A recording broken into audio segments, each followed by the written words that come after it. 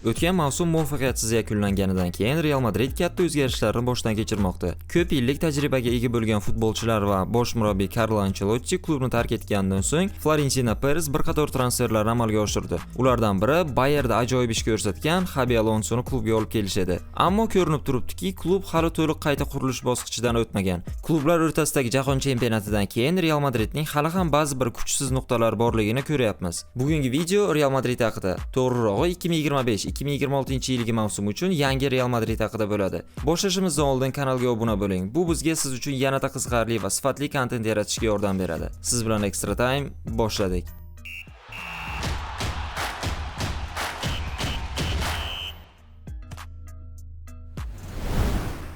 Aniq jamoada olib qolish kerak bo'lgan futbolchilar bu Courtois, Lunin, Asensio, Rudiger, Fran Garcia, Valverde, Arda Güler, Tchouaméni, Bellingham, Mbappe, Rodrigo va Carvajal. Endi birma-bir. Thibaut Courtois hali optimal formada va bemalol 2-3 yil top darajada o'yin ko'rsata oladigan darvozabon. Andrey Lunin esa zaxira varianti uchun. Raul Asensioni ham jamoada saqlab qolish kerak, chunki o'tgan mavsumdan beri futbolchi juda katta umidlar berib kelmoqda. Bir ikkita qo'pol xatolarni inobatga olmasa, 1-2 yil ichida tajriba orttirib, dunyoning top himoyachilaridan biriga aylanishi mumkin. Rudiger va Carvajal ham yosh katta bo'lganiga qaramay jamoaga hali beri foydasi tegadigan futbolchilar. Endi Fran Garcia. Nega aynan Ferlan Mendy emas? Chunki ispaniyalik himoyachi juda mehnatkash, to'g'ri kreativ passlar yoki noodatiy qaror qabul qilmasligi mumkin, lekin bemalol 90 daqiqa yugurib bera oladi. Va agar jamoaga Carreras olib kelinsa, Fran Garcia zaxira uchun juda ajoyib variant. Tchouaméni, Bellingham, Valverde va Mbappe bu jamoaning asosiy yulduzlari. Va Rodrigo. Real Madrid muxlislari mendan xafa bo'lishmasin, lekin jamoada Vinini sotib Rodrigoni olib qolish kerak. Negaligini hozir tushuntiraman. Oltin to'pni qo'liga kirita olmagandan keyin Vinicius umuman top darajada o'yin ko'rsatmay qo'ydi. Uning esda qolarli vaziyatlaridan konfliktlari ko'proq. Qo'shimchasiga Real Madrid taklif qilgan maoshga ham rozi bo'lmasdan Ronaldo Real Madridda olgan maoshini olishni istaydi. Nima desangiz deng, lekin Vinicius hozircha Cristiano Ronaldo'dagi o'yin ko'rsatmayapti. Va agar uni 150-200 million yevro evaziga sotib yuborishsa, o'rniga tarkibni kuchaytira oladigan 2-3 futbolchi xarid qilsa bo'ladi. Oldindan Mbappe va Rodrigoni qoldirib, Xabi Alonsoga ham mehnatkash va yugurib beradigan futbolchilar kerak, xuddi Rodrigoga o'xshagan. Qaysi pozitsiyalarni kuchaytirish kerak?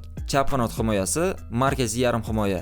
Endi kuchaytirish kerak bo'lgan ikkita pozitsiyaga o'tamiz. Chap qanot himoyasi va markaziy yarim himoya. Real Madrid Trent Alexander-Arnold bilan shartnoma imzolab, o'ng qanot himoyasini uzoq yillarga band qildi degan umiddamiz. Endi chap qanotga yosh va iqtidorli futbolchi olib kelish kerak. Chunki o'tgan muvaffaqiyatsiz mavsumda ham aynan chap qanot Real Madridga muammolar yaratgan. Lamine Yamalni ham kimdir to'xtatish kerak-ku bu mavsumda. Aytishingiz mumkin, Realda yarim himoyachilar talaygina va yarim himoyachiga muhtojligi yo'q deb. Lekin Madrid jamoasiga Modricning o'rnini bosa oladigan futbolchi zarur. 2024-yilda Toni Kroos, 2025-yilda Luka Modric jamoani tark etgandan keyin Qirollik klubi to'pni hujumga yetkaza oladigan kreativ futbolchiga muhtoj. Bellingham va Valverde yakka kurashlarda o'zini yaxshi ko'rsatishi mumkin, lekin ular maestro rolini eplay olishmaydi hozircha. Güler esa hali yosh va tajribasiz. Kroos va Modric o'rnini darhol to'ldira olmaydi. Hozir ushbu pozitsiyalarni qaysi futbolchilar bilan to'ldirishni ko'rib chiqamiz. Kimlarni sotib olish kerak? Alvaro Carreras va Alexis McAllister. Jamoaga Dean Huijsen, Franco Mastantuono va Trent Alexander-Arnold allaqachon qo'shilishdi va markaziy himoya hamda o'yin qanot himoyasi yopildi. Chap qanotda Benficaning ispaniyalik qanot himoyachisi Alvaro Carreras Alonsoning taktikasiga ham Realning stiliga ham juda mos tushar edi. Uning narxi 35 million yevro va Ferlan Mendy va Fran Garcianing o'yinini inobatga olsak, birinchi o'rinda chap qanot himoyasi kuchaytirilishi kerak. Carreras Chempionlar Ligasida ham, Portugaliya chempionatida ham o'zini stabil darajada ko'rsatib kelmoqda. Unga Manchester United ham qiziqish bildirib kelgan, lekin futbolchining o'zi qirollik klubiga o'tish tarafdori. Endi McAllister haqida. Meni nazarimda Luka Modricning o'rnini uzoq yillarga yopa oladigan yagona futbolchi bu Alexis McAllister.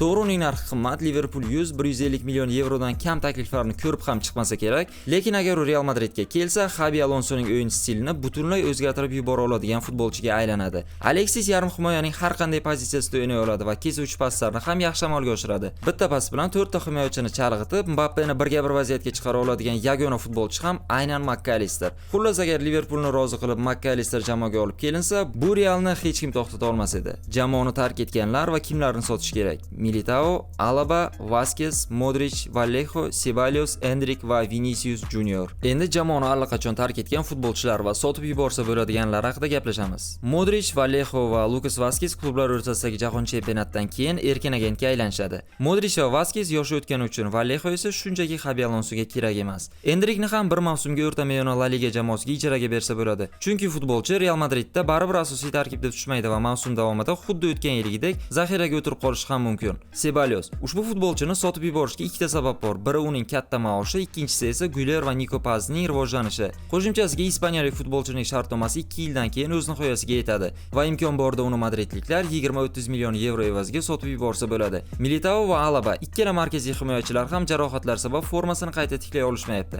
Alabaning shartnomasi hatto La Ligadagi eng ko'p maosh oladigan futbolchilar top 5ligiga kiradi. Soliqlar bilan yiliga 22,5 million yevro.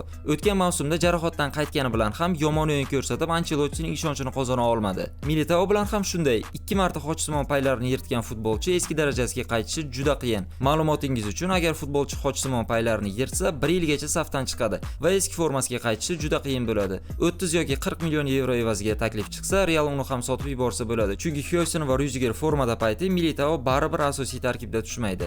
Endi eng asosiy futbolchi Vinicius Junior. Keling tushuntirib beraman. Vinicius Junior oltin to'pni qo'lga kirita olmagandan keyin formasi qaqshatqich darajada pasayib ketmoqda. Aytib o'tganimdek, uning esda qolarli golli vaziyatlaridan ko'ra so'nggi vaqtlarda janjallari va shartnomani uzaytirishdan bosh tortayotgani haqidagi yangiliklar ko'proq. Qo'shimchasiga Vini himoyaga ko'p qaytmaydi. Nega aynan Rodrigoni olib qolib, Vinini sotish kerak degan savolga ham aynan shu javob bo'lishi kerak. Xabi Alonsoga ham ko'proq yugurib mehnat qila oladigan futbolchilar kerak va agar Vinicius 150 million yevro evaziga sotilsa, tushgan pulga bir nechta pozitsiyalarni kuchaytirsa bo'ladi. Endi tarkiblarni ko'rib chiqamiz. Birinchi variant bu klassik 4-3-3. O'tgan yilgi tarkibdan deyarli hech narsa o'zgarmagan. Faqatgina himoya chizig'ida bir qancha o'zgarishlarni sanab o'tmasa. Jamoaga Alvaro Carreras olib kelinsa, Vini va Rodrigoga ham hujumda ancha yordam beradi. Bunday sxemada ikki qanot futbolchilari hujumga o'tganida himoyaga Tchouameni qaytib o'ynaydi. Rüdiger va Hyosen bilan uchlik hozir qilib.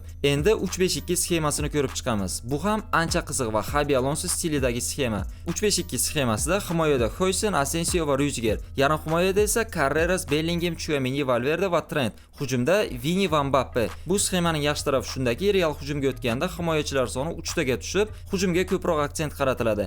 Himoyalanganda esa 5 ta himoyachiga aylanishadi. Faqat yagona muammo bu 90 daqiqa shunday tempda o'ynay oladigan futbolchilarni topishda. 3-5-2 sxemasi Jude Bellinghamga ham juda mos tushadi. Chunki 2024-yilda oltin to'p top 3 taligidan joy olganda ham aynan shu pozitsiyada to'p surgan. Bu esa Real Madridning rezerv tarkibi, ya'ni zaxiradagi o'yinchilar. Rotatsiya uchun menimcha juda yaxshi variantlar bor. Taqvim tig'izligi va kali futbolchilarning tezda jarohat olishini hisobga olsak.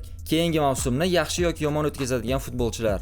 Darhol aytib o'taman, ushbu taxminlar futbolchilarning hozirgi holatiga va formasiga asoslanib aytilgan. Biz hech bir futbolchi yomon mavsum o'tkazish tarafdori emasmiz. Endi boshladik. Kylian Mbappe va Dean Hyosen kelasi mavsum katta ehtimol bilan Real Madridning eng yorqin figuralariga aylanishadi. Nega desangiz, Mbappe omadsiz o'tkazilgan birinchi davradan keyin juda ajoyib formaga chiqib oldi va katta ehtimol kelasi mavsumda ham ushbu o'yinni davom ettiradi. Dean Hyosen esa Xabi Alonso tizimidagi asosiy futbolchiga aylanishi mumkin.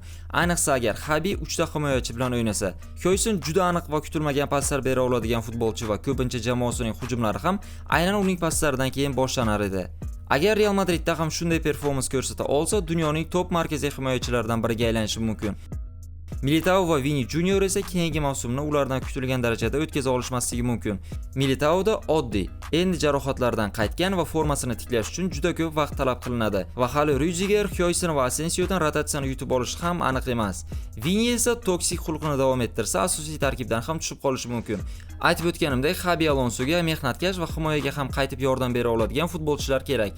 Vinicius esa shunchaki ortiqcha yugurmaydi. La Ligadagi statistikasi ham juda achinarli. La Liganing so'nggi 26 ta turida 14-turdan 38-turgacha 3 ta gol va 4 ta assistni amalga oshirgan.